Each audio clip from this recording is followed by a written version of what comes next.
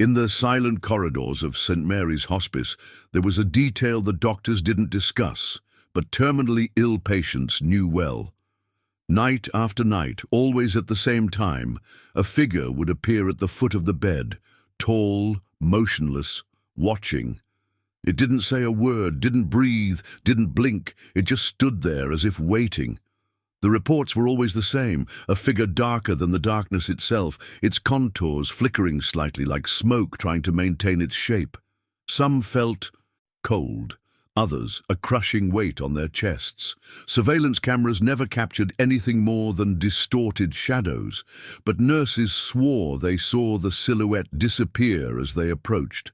And when the figure turned, for on rare occasions it did, everyone who saw it assured them that behind that featureless face there was something pulling them inward, something not meant for human eyes to see. That night, the most recent patient, Eleanor Hart, awoke at 3:14 a.m. with the feeling she wasn't alone. Opening her eyes, she saw the figure standing still, its head tilted slightly to the side, as if observing a tiny detail.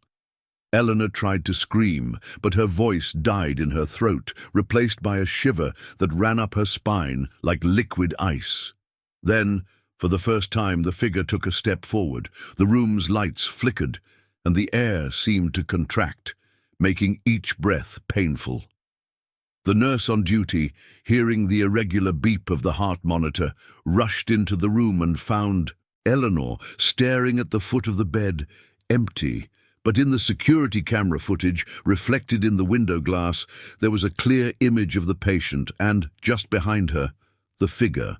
And in that single frame, for the first time, she was smiling. St. Mary's Hospice sat outside the city, high on a hill, surrounded by ancient trees that creaked in the wind like old bones.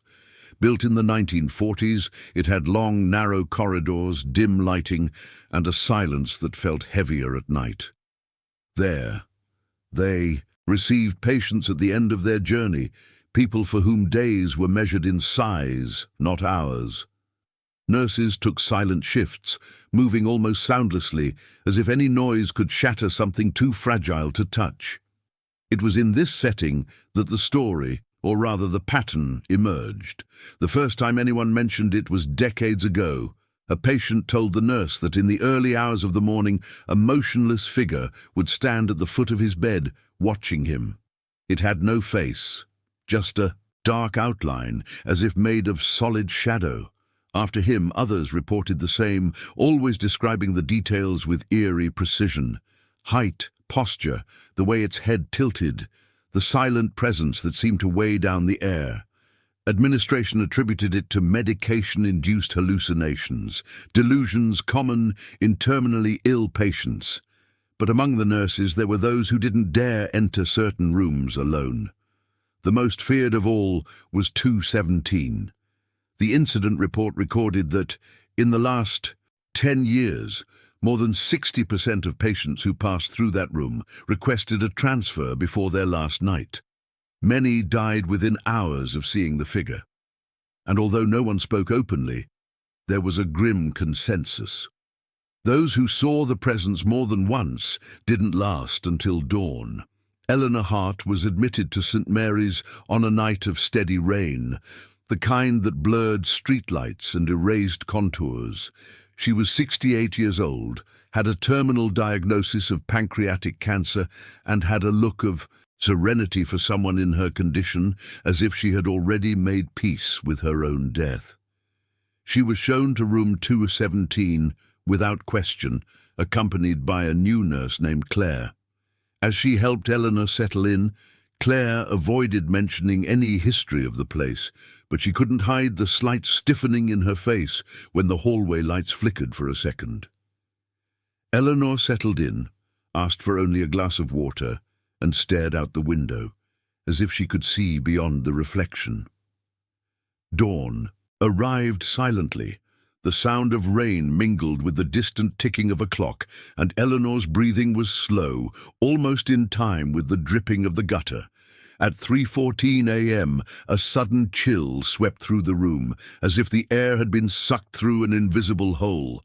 Eleanor opened her eyes and saw, not as if unfamiliar, but as if recognizing, the figure standing at the foot of the bed.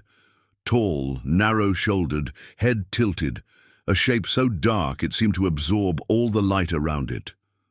There were no eyes, but Eleanor sensed she was being observed with surgical attention. Instinct told her to scream, but no voice came. She tried to move, and that was when she realized she couldn't move her fingers. The heart monitor began to race, its beeping echoing through the empty hallway. Claire, who was in another ward, would later report that at that very moment she felt a draft of cold air rush past her, even though all the windows were closed. When he finally entered the room, he found Eleanor sitting pale, staring at the empty space at the foot of the bed. He said nothing that night, only asking her to leave the light on until dawn. At breakfast, Eleanor casually mentioned the visitor to Claire. She didn't seem frightened. She described him as an inevitable, almost familiar presence. Claire swallowed hard but tried to hide it, asking if Eleanor had ever dreamed about it before. Her answer was curt. It wasn't a dream. Later, in the break room, Claire shared her story with an older nurse, Patrick, who sighed before replying, "If it's what I think, she won't be the last one I see." Patrick then explained that over the years, the figure always appeared around 3:14 a.m., always in east-facing rooms. Patients described the same sensation, a coldness that came from within, not without, the inability to move, and a suffocating feeling that the figure knew exactly who they were. In some cases, the visitor appeared only once, but when it appeared 3 nights in a row, the patient invariably died before sunrise. Claire tried to find a more objective pattern. Perhaps it was coincidence, perhaps a reflection, a shadow cast by some equipment, but Patrick said he had once seen the figure head-on. He couldn't remember details, as his mind seemed to erase parts of the image, but he swore the face wasn't static. It shifted slightly, as if made of smoke. Claire wanted to laugh to dispel the tension, but felt a chill so deep she had to leave the room. That day, while reviewing the medical records, she noticed that all the death records associated with the phenomenon had one thing in common. The heart monitor always registered a brief pause in the heartbeat at exactly 3:14, seconds before death. But before continuing the story, check if you are already subscribed to the channel, because there is a new video here every day. The next night, Eleanor insisted on keeping the window ajar, despite the chilly autumn air invading the room. Claire, already familiar with the patient's calm, obstinate demeanor, simply adjusted the covers and checked the monitor cables. The clock in the hallway read 3:10 when an unsettling sensation took hold. It wasn't the usual chill, but a change in the air's density, as if the entire room had been placed under an invisible bell. Eleanor, her eyes half open, felt the presence before she even saw it. The figure was there again, in the same position as the night before, but something had changed. It didn't seem to just watch. It leaned forward subtly, as if trying to hear a secret Eleanor didn't know it was telling. The dripping sound of the gutter stopped. No noise came from outside, only the beeping of the monitor, which slowed, then became irregular. Eleanor tried to move her arms, but it was as if the weight of invisible water held her captive. Her eyes fixed on where the face should have been, and for a moment she thought she saw a human outline, but without eyes, nose, or mouth. Just a smooth, rippling surface, like fabric, moved by a non-existent wind. Claire, at the nurse's station, felt a sudden chill, and instinctively glanced down the hallway to room 217. The nightlights were flickering in a strange sequence, as if something were slowly passing beneath them. When she entered the room, she found Eleanor, her pupils dilated, breathing rapidly. There was no one there, but the curtains were swaying in a rhythm that didn't match the direction of the wind outside. Eleanor spoke, for the first time, about a detail that had disturbed Claire. The figure had taken a step closer, and as it did, Eleanor heard a low, deep sound, like a distant choir singing a single note, too low to be human. Uneasy and suspicious, Claire decided to investigate. In the basement of St. Mary's was an old archive where cardboard boxes accumulated dust and smelled of damp paper. It was a place few visited, and the overhead light took too many seconds to come on, crackling as if protesting its function. Sifting. Through the records, Claire found files of patients who had died in recent decades, many of them in room 217. The similarity was unsettling. Each had a discreet handwritten note, almost always at the bottom of the chart. Words like visitor, shadow, or figure appeared in hurried handwriting. Among the documents, a folder was locked with a rusty paper clip. By prying it open, Claire revealed old newspaper clippings. The oldest was from 1952, telling the story of a patient named Howard M. Raines, who described to a local reporter seeing the man standing at the foot of the bed, dressed in dark clothes, no face visible. The article suggested fever-induced delirium, but curiously, 2 other patients that same week died at the same time. 3:14 a.m. Deeper in the folder was an undated letter, written on yellowed paper. The shaky handwriting read, "He waits. Always at the foot of the bed. He doesn't speak, but he calls. When he comes 3 times, it's the end." Claire felt a chill and realized with growing unease that Eleanor was already on her second night. As she put away her briefcase, she heard slow footsteps in the basement corridor. But when she opened the door, there was no one there. Only the distant echo of something dragging across the floor. The rain stopped, leaving an almost palpable silence in the hospital. Claire decided to spend her shift in room 217, despite the rules, under the pretense of monitoring the patient. She placed a chair in a corner and kept an eye on the clock. At 3:12 a.m., Eleanor, who had been sleeping restlessly, stiffened as if on alert. 2 minutes later, the temperature dropped abruptly, causing the window to fog up inside. The figure was there, but not at the foot of the bed. Now it was beside it, close enough that Claire could smell a mix of damp earth and iron. The presence seemed more solid, but the edges still shimmered like smoke trapped in an invisible mold. Claire tried to stand, but her body felt heavy, as if something were pushing against her shoulders. Eleanor was breathing quickly, the monitor was beeping, and the figure slowly leaned over her. It was in that instant that Claire realized the absence of features wasn't the worst part. It was what lay beneath the smooth surface, like something moving beneath, pressing to escape. The deep sound returned, louder this time, vibrating in both their chests. The lamplight flickered and went out, leaving only the brightness of the hallway, which seemed farther away than it actually was. Claire managed to move her arm and press the emergency button. When other nurses arrived, they found Claire lying on the floor, gasping for breath, and Eleanor unconscious but alive. The figure had disappeared. However, on the heart monitor screen, an anomalous recording appeared. For exactly 11 seconds, Eleanor's heartbeat stopped completely, without her dying. Have you ever witnessed a supernatural event? Tell us your story in the comments.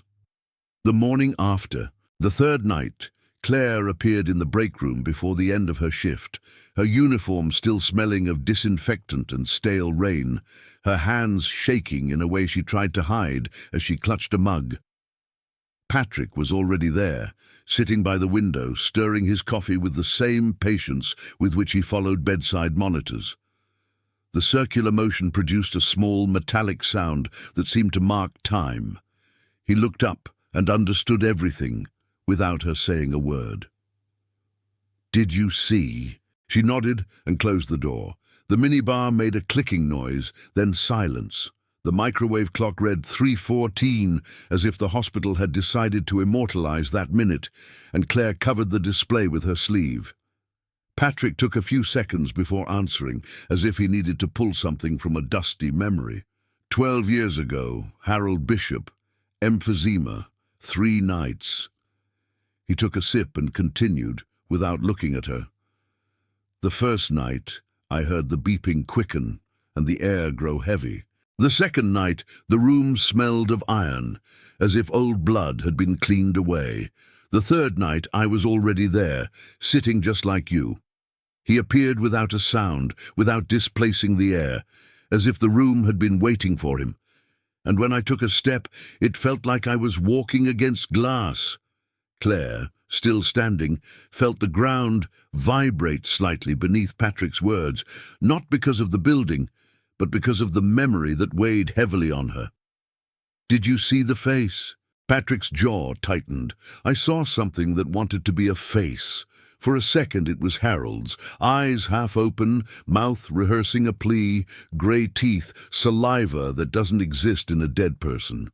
He tried to say my name, I think, but the voice didn't come from there. It came from behind me at the same time, as if the room were repeating itself. Then it went smooth again, and I knew he'd heard everything he needed to hear.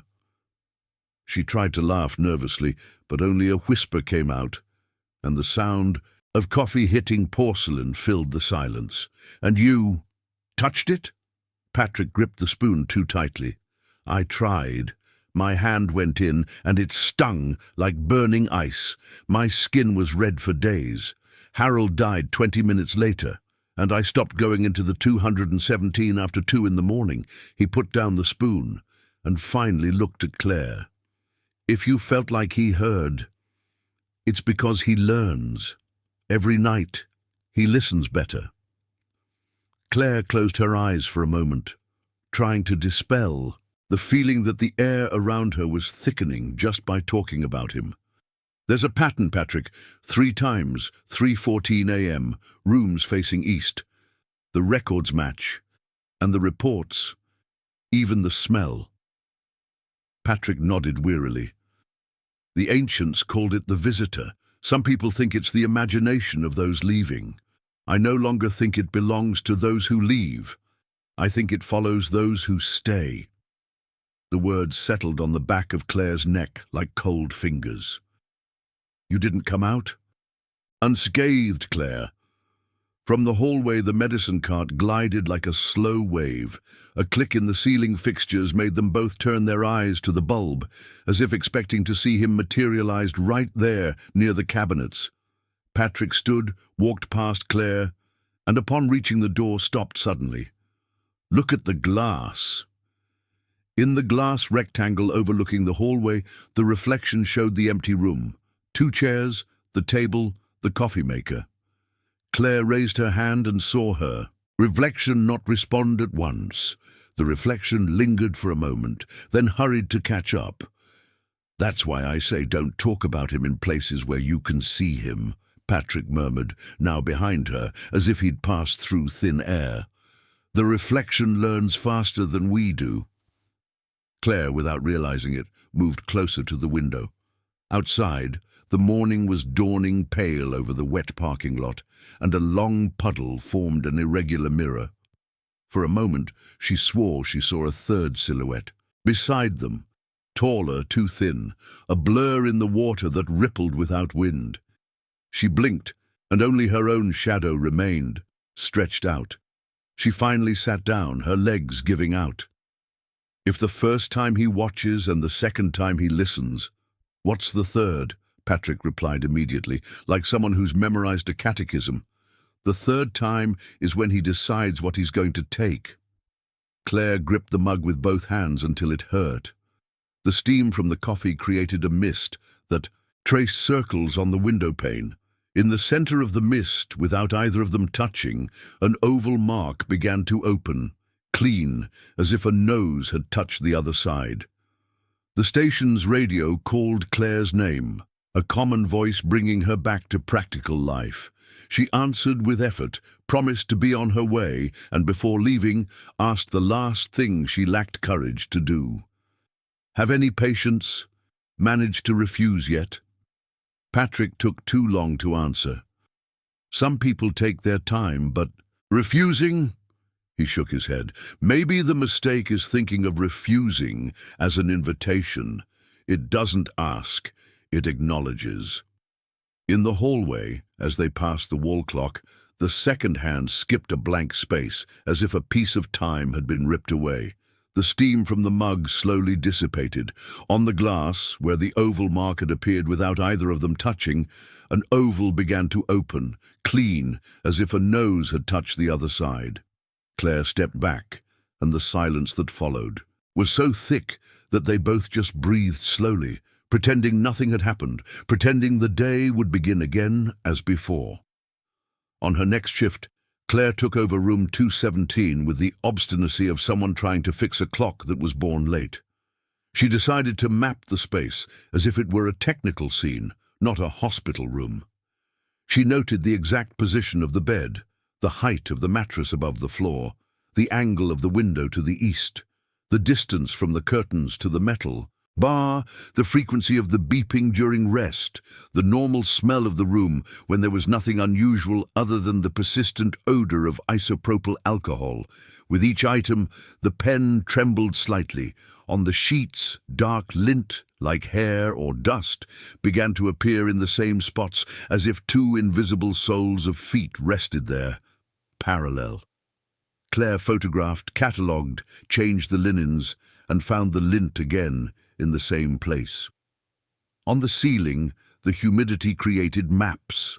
Sometimes they resembled estuaries, sometimes spines, and one of the stains, seen for too long, looked like the outline of an elongated face turned down.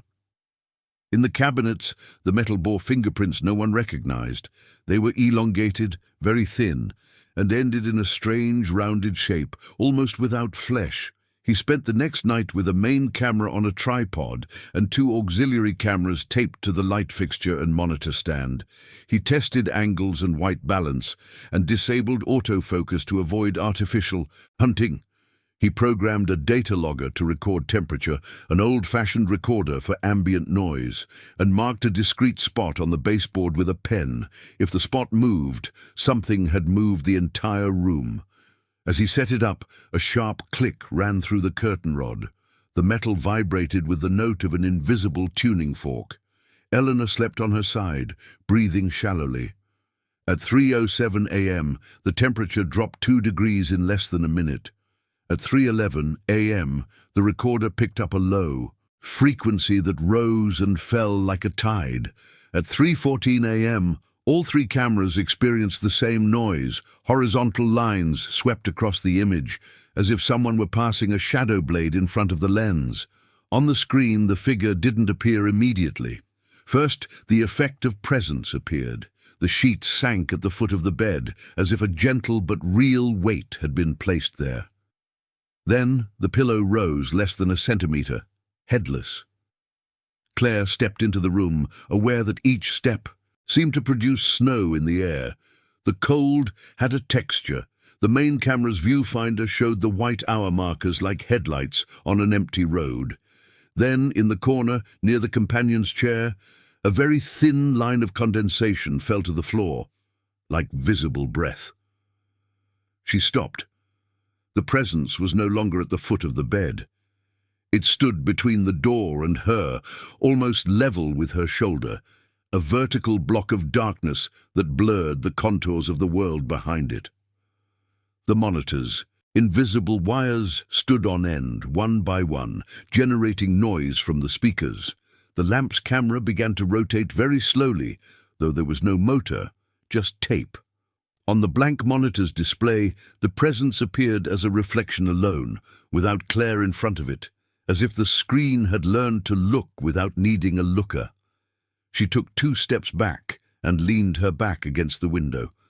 The glass sweated from the inside out, writing in the fog letters she recognized as the initial of her own name and a long line that could be anything.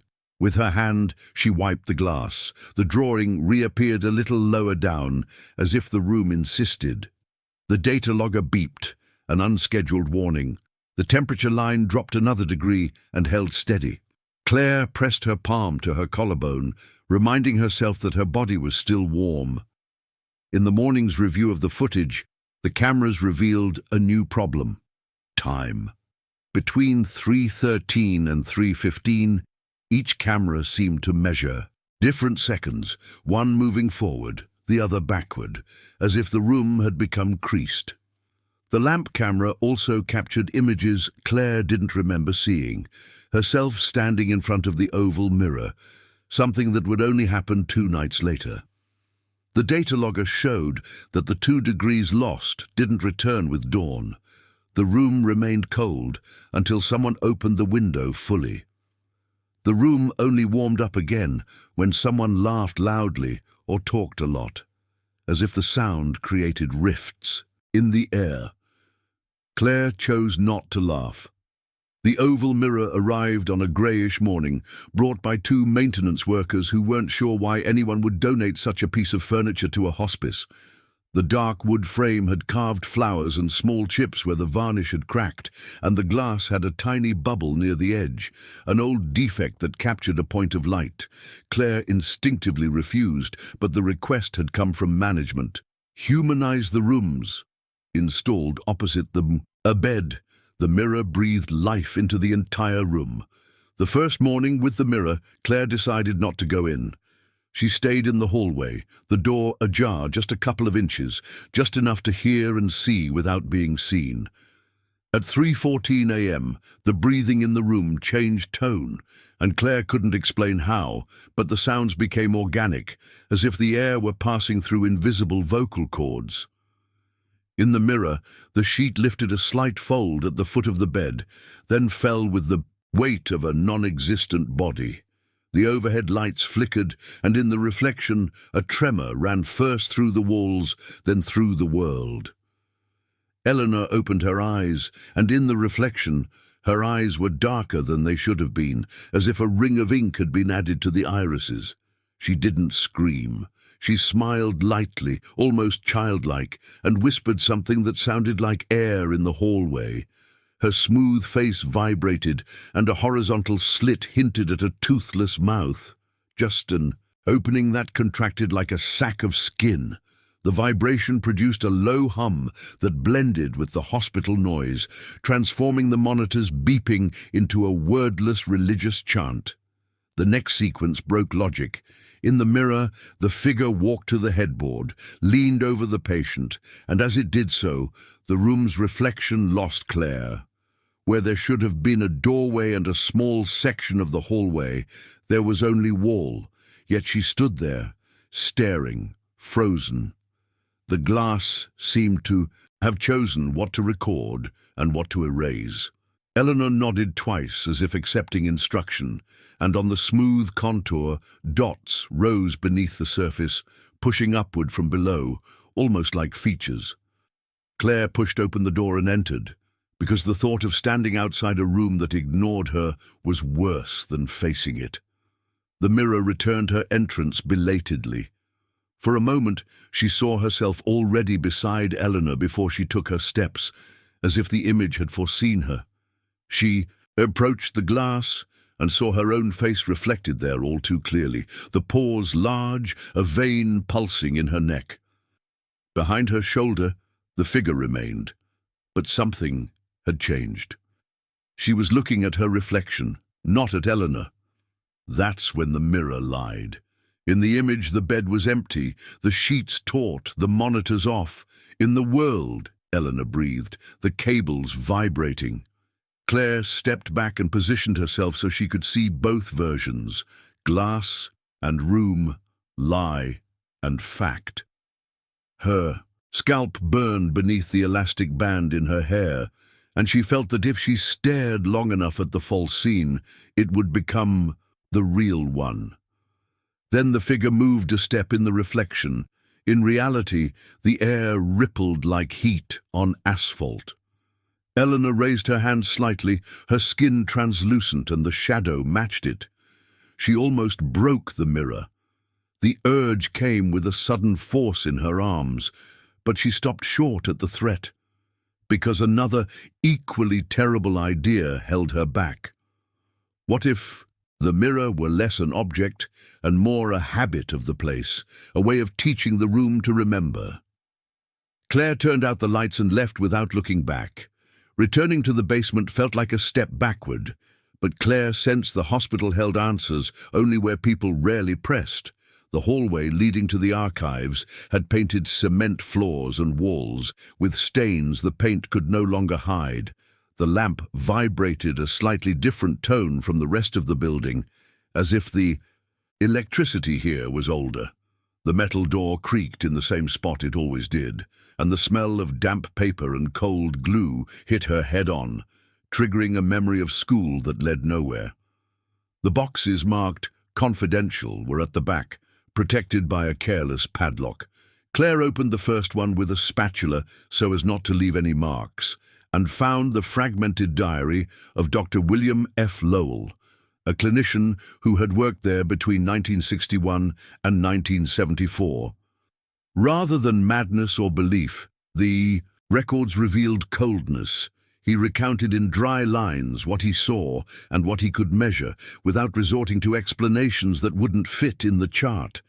There were 14 cases noted, numbered, each with nearly identical routines and results. In the middle of the notebook, a page taped shut with yellowed tape bore a rudimentary technical drawing. A bed, a body sketched in minute strokes, the figure beside it, and lines, roots, bundles, springing from the smooth surface toward the patient's sternum. Below, written in pen and ink, was the phrase, "Come get what's left." It took Claire a moment to realize that beneath the phrase was a second, almost erased one. When there's no one to see, there's no one to go. As if the phenomenon depended on an audience, or was itself a kind of audience. In a thick envelope, black and white photographs showed scenes of empty rooms taken in the wee hours of the morning. The images were grainy like snow, and in two of them, a dark distortion filled the space at the foot of the bed, resembling a figure that had been erased. On the back of one photo, a stamp, 3:14 a.m. Beside the envelope, a cassette tape with a handwritten label, Case 9, Transcription. The tabletop recorder in the archive room was still working. The play button clicked, and the voice that emerged was that of a tired man. "He's here now," the patient said, his voice clear without evident delirium. Lowell asked where, what form he took, and the man hesitated before saying, "He hears me better than I hear him." There followed a noise that wasn't from the recorder, a low, drawn-out sound that made the cabinet vibrate, and then the tape cut to absolute silence. Claire rewound and replayed, searching for variations, but the silence seemed like a solid wall, flawless. As she stopped the reel, she noticed her own reflection in the glass of the cabinet railing, tilted at the same angle as the voice. Leaving with the box in her arms, Claire crossed the narrow corridor that led to the service elevator. The steel doors were ajar, held by a lock no one had yet fixed. In the polished metal, the reflection showed the laundry carts, a bucket, the exit sign, herself, and another shadow, much taller, displaced a few inches from where it would have been if she had obeyed the logic of the reflection. Claire stopped, her heart pounding. She turned, and there was nothing. She turned to the metal, and the shadow didn't follow her with the usual delay. It just stood there, waiting. She stepped into the elevator, resting the box on her knee to raise her arm, and the doors closed with an unearthly haste, as if someone outside had decided she needed to go. Inside, the light seemed faintly green, and for a second, the walls reflected versions of her from different times, in one with her hair down, in another with the box empty, in the third with no shadow behind her. The elevator stopped between floors. The emergency bell didn't answer. Silence crackled. When the door finally gave way, pulled by a technician named Marais, who heard the noises, the box was already on the floor, open, papers scattered like fallen leaves. Marais asked if everything was okay. Claire said yes, with the voice of someone lying to herself. He returned to his station, carrying Lowell's notebook and the tape in his lab coat pocket, like amulets and proof. He jotted down, on his own, a hypothesis he wished he hadn't written. Perhaps the visitor wasn't just at the foot of the bed. Perhaps he was present wherever someone would consent to be seen. She returned to her desk, opening her notebook to a page where Lowell was sketching correlation tables, moon phase, barometric pressure, wind direction, nursing shifts, room occupancy in the East Corridor. In all of them, the 314 column maintained a stubborn vigil, unaffected by the sky, the weather, or the calendar. In a side note, the doctor ventured something that deviated from the clinical tone. Presence seems to prefer observers who believe they will die, avoids those who fight with their eyes open, approaches those who accept. At the bottom of another box, Claire found newspaper clippings from nearby towns. A fire at a nursing home decades earlier. The reports were the same, only the names changed. She closed the folder and felt that investigating and calling might now be the same thing. Friday arrived, and Claire knew it would be Eleanor's last night. Entering the room, she found her patient more lucid than ever, but with an air of resignation that frightened her. "He's come in today. Everything's fine," she said with a calm smile. Claire tried to convince her to change rooms, but Eleanor refused. At 3:10 a.m., the hospital lights flickered in sequence, as if something was circling. At 3:14 a.m., the figure appeared, not at the feet, but beside the bed, more solid and tall than ever. The air became unbreathable. Claire felt a pressure in her chest, as if her heart were being pulled out. Eleanor reached for the figure, and she grabbed it. The monitor beeped in warning. Claire tried to pull it away, but her hands went straight through the figure, leaving a sharp chill on her skin. And then, in the blink of an eye, Eleanor was still. The monitor reset. But before Claire could react, the figure slowly turned its face toward her. There were no eyes, but she felt a piercing gaze, and something whispered directly into her mind. 3 nights. After Eleanor's death, Claire began receiving anonymous messages from former St. Mary's employees. One, a former nurse, reported seeing the figure in the reflection of a bucket of water even in broad daylight. Another said that unconscious patients would sometimes murmur, "He's here," minutes before dying. There are also reports of visitors passing through the hallway of room 217, feeling a sudden urge to look inside. And when they did, they swore they saw someone standing there, even though the bed was empty. A recurring detail. Everyone who saw the figure reported smelling it again, days or weeks later, even far from the hospital, and always the same metallic damp aroma. Claire left St. Mary's shortly thereafter, unable to bear another night inside. But the weight remained. 3 months later, at her new job, while checking on a patient in the ICU, she felt the same familiar cold. Looking at the glass of the isolation room, she saw her own reflection, and behind it, the figure. She didn't run away. She didn't scream. She simply understood. Maybe it wasn't the hospital. Maybe it wasn't room 217. Maybe the presence wasn't tied to a place, but to a cycle. And when the 3rd night arrived, it wouldn't matter where I was. Don't forget to like and subscribe to the channel so you don't miss the next videos.